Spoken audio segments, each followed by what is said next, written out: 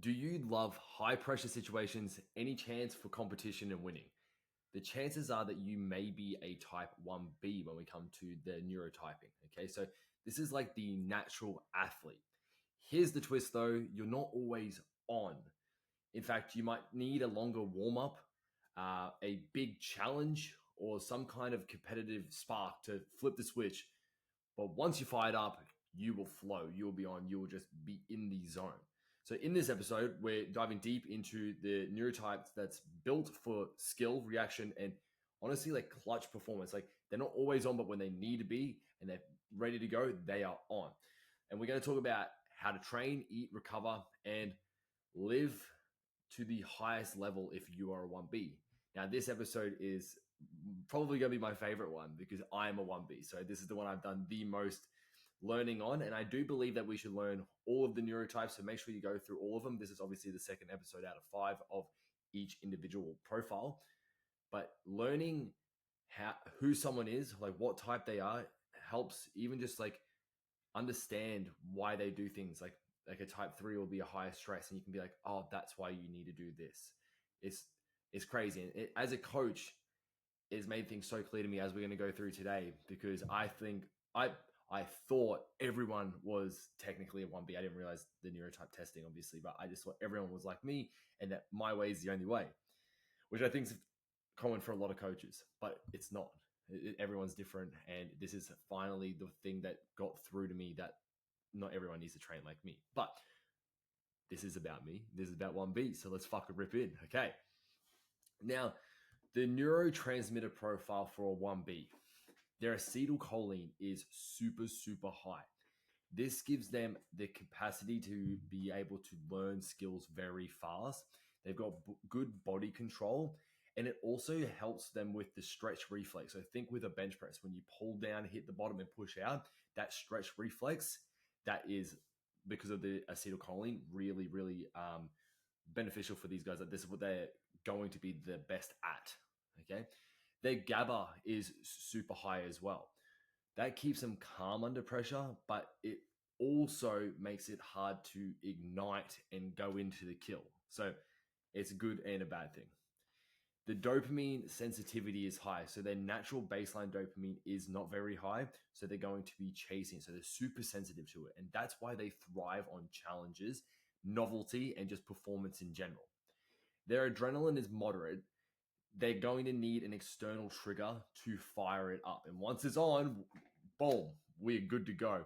And this in my training was so apparent, because if I looked at my phone, I would just be like, I don't want to train anymore. If I waited too long between sets, I'd cool down. I'd be like, I'm done. And like, I could just, it wasn't that I was just like, I don't feel like it anymore. It's like, oh no, I'm done. Like, I do not want to be here.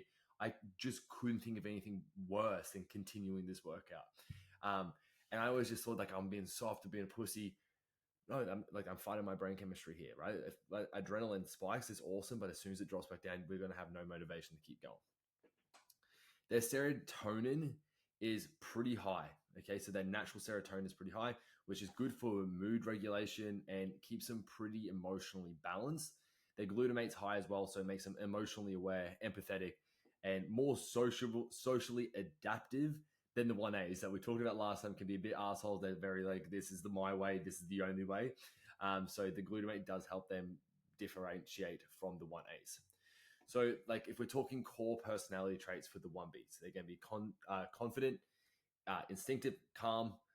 They will thrive under pressure, especially in competition. Like they love that setting. I actually talked to my friend who's a type 3, and he goes, I just couldn't think of anything worse than being in competition pressure. Like no one likes that. And I was like, whoa, I love that. And that's when I first realized that, oh, people are different, and it doesn't make them soft and it doesn't make them better or worse. It's just different, right? So the 1Bs need novelty. They need change. They need movement variety to stay engaged. If they get bored, they're done. Okay, so you need to just constantly engage and gamify the process. So when we are understimulated, you're just going to have no motivation. Flow state athlete is probably the best way to describe a 1B. It's like once they're flowing, they are good to go. Okay, so there's a protocol that we could talk about here, which is like the dopamine ignition. Because 1Bs are dopamine driven, just like 1As, they activate differently. So the 1B's GABA is super high, which keeps them calm and composed, but makes it hard to get fired up.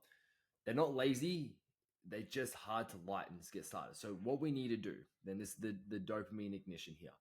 We need a proper warm up so we can ramp up the intensity of the warm up. So we can go like start low, build, build, build, just so you get like finally get the adrenaline going. Like, okay, I'm lifting things again. Here we go.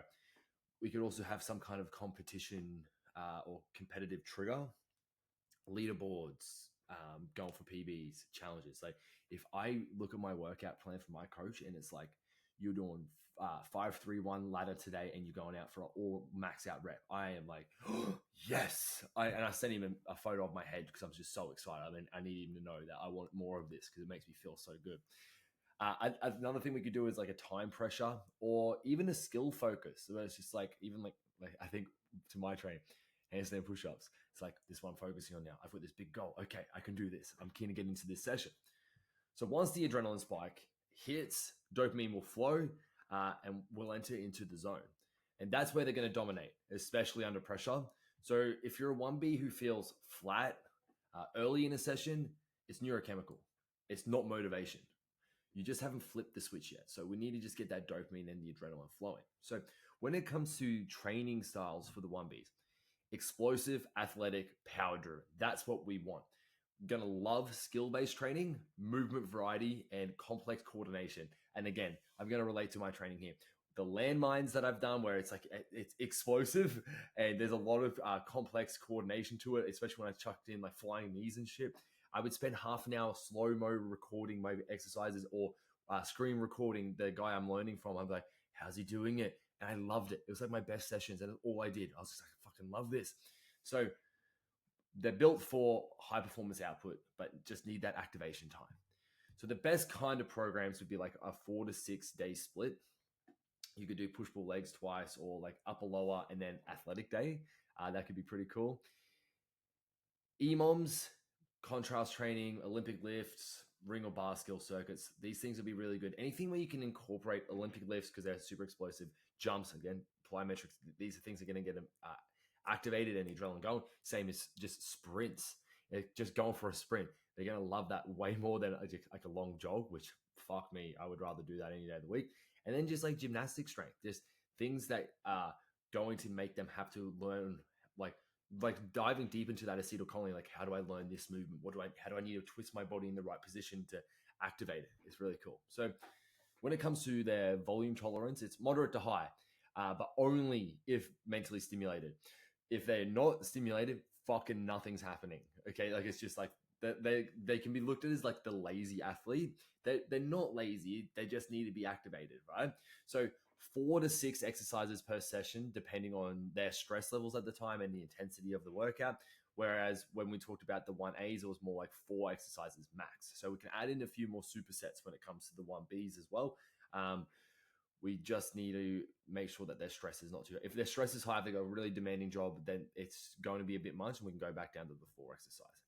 So warm ups, longer ramp ups, they'll be good. Activation sets, skill primers, CNS prep, just like getting it going. So jumps before squats, med ball throws before presses, just super explosive stuff that's not going to fatigue the muscle, but neurologically, it's just going to be like, oh, yep, I'm in.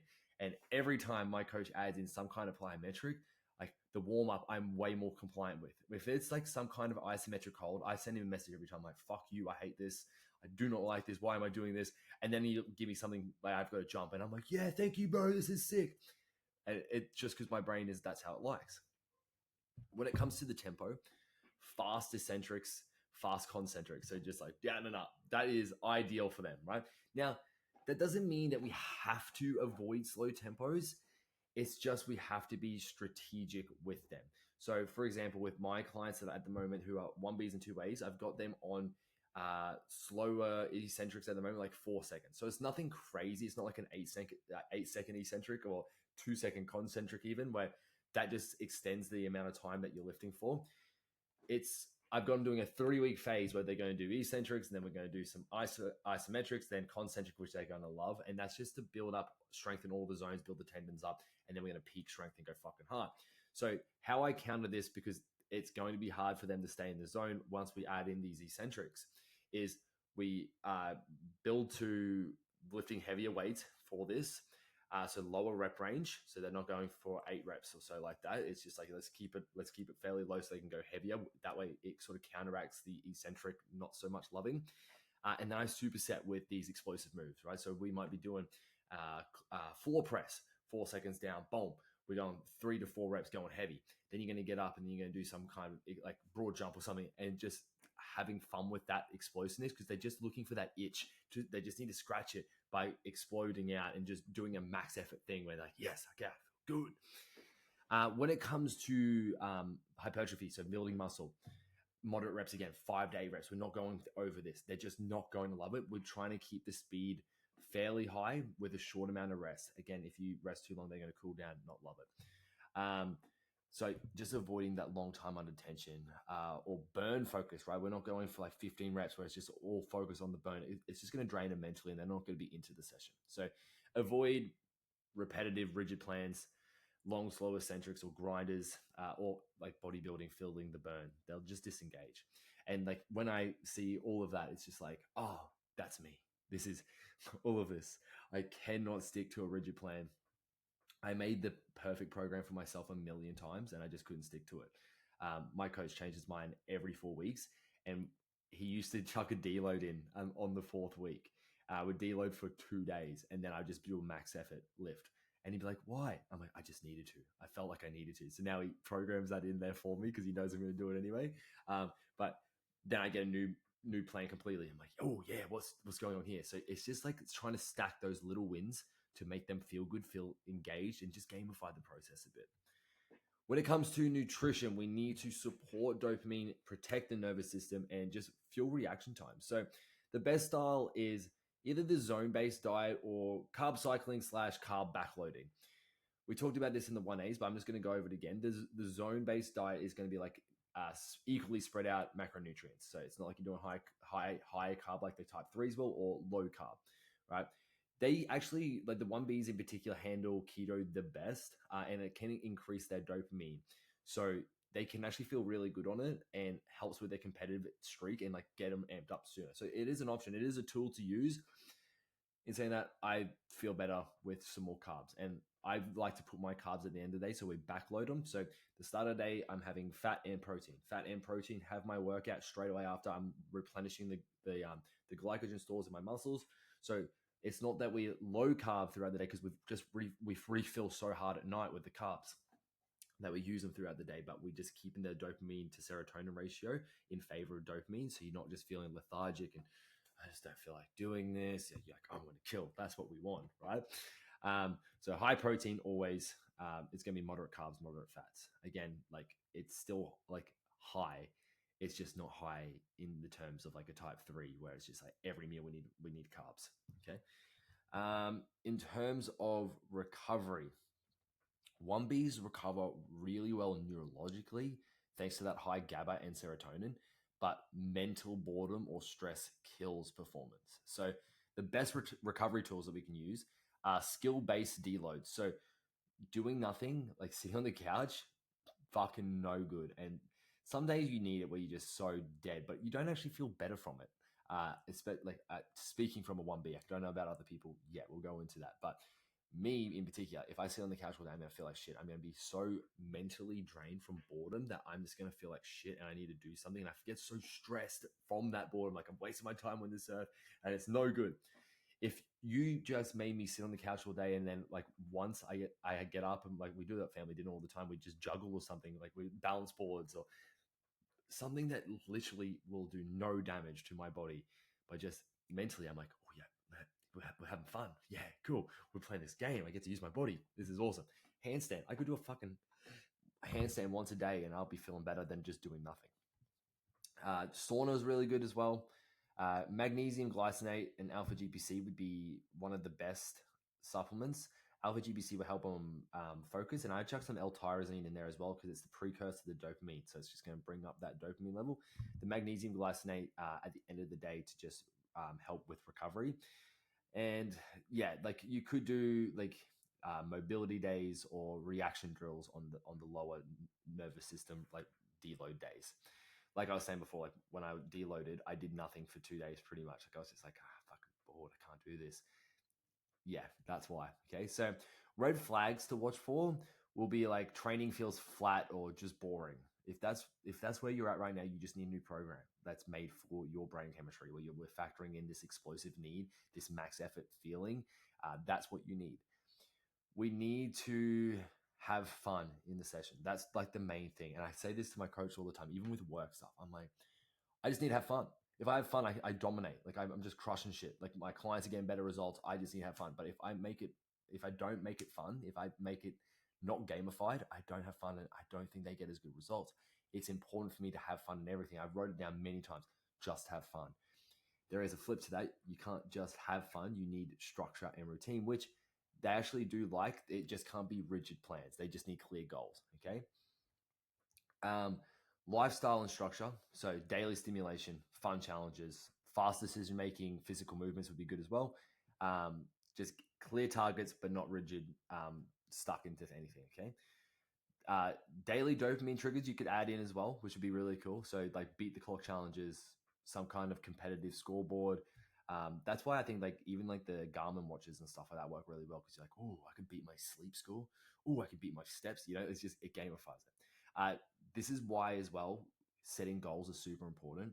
And I think they're important for everyone, but especially for the 1Bs. And not so much long-term goals, like they're important too. Long-term goals, break them down into weekly goals, monthly goals. Like just have these new things that you're focusing on. Because if you're like, oh, I want to try to learn a handstand, which was like my biggest thing. I was like, oh my God, I want to learn a handstand. I want to be so good at this, right? I just did it. I would go to the dog park, bang, I would do them there. I'm with friends. Oh, I could do a handstand. Like I'm just locked in, and it just makes me feel good, right? And then you get good at it, which is cool.